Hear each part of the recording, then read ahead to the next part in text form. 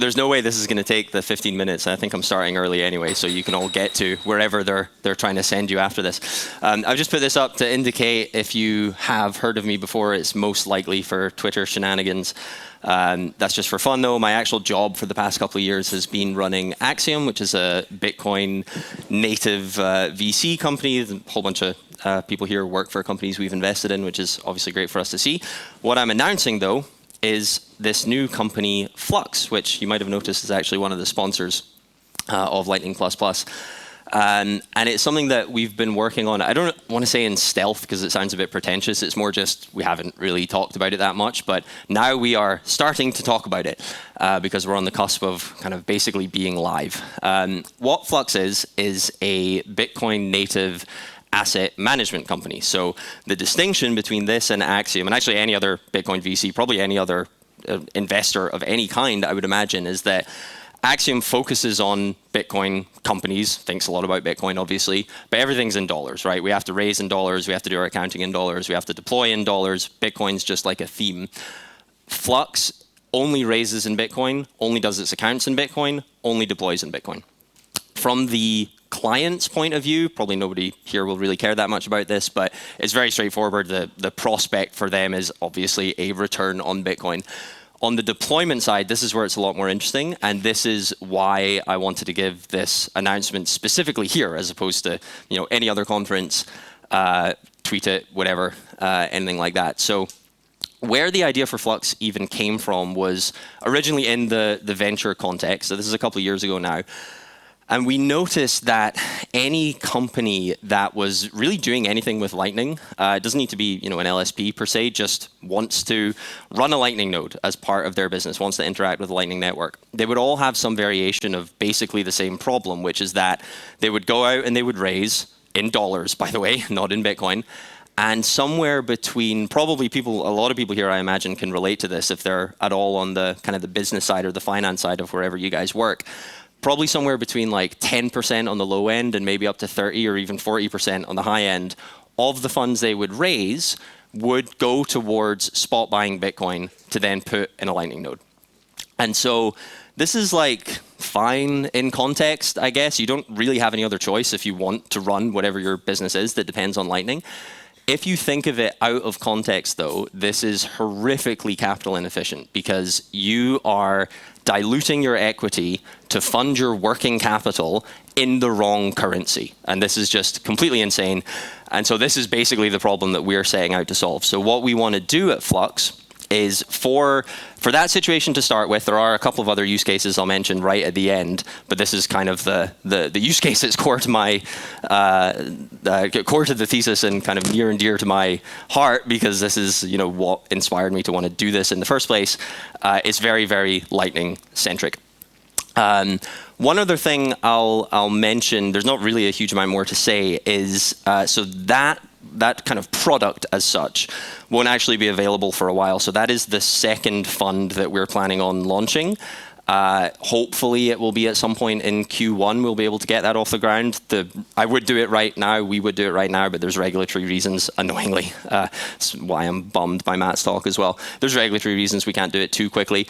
The one that we are imminently going to launch, though, you can kind of think of as the inverse of this from the recipient's point of view. So whereas that fund, if you want to call it like Fund 2 and Fund 1, whereas Fund 2 is solving for outbound liquidity for companies that want to operate on Lightning, Fund 1 will be solving for inbound liquidity. And it's kind of a lot simpler as a premise, I think.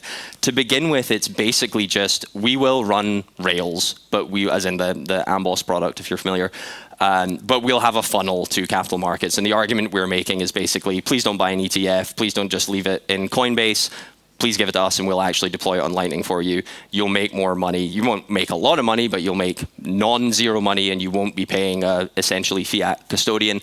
As we build this up, though, we will at least aim to start offering services to Lightning companies that you can kind of think of as like, the framing I like for this is we're broadening the scope just from what LSPs can offer. So almost creating kind of a spectrum of the different services that even can be offered in the first place. So this is obviously a massive generalization. I'm not meaning to offend anyone who works for an LSP, but broadly speaking, LSPs are offering small channel sizes for short durations.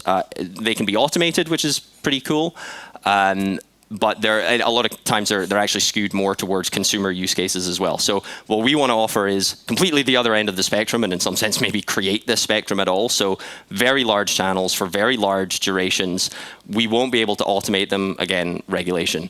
Sorry about that. But the trade-off is that we can give a legal overlay where we can provide kind of services around this that is not really on-chain. So it's more of a commercial product. So that's what we're going to have imminently within the next couple of weeks, hopefully. Although the service component will be a bit longer than that. Now you might ask, one might be asking oneself, where does the yield come from?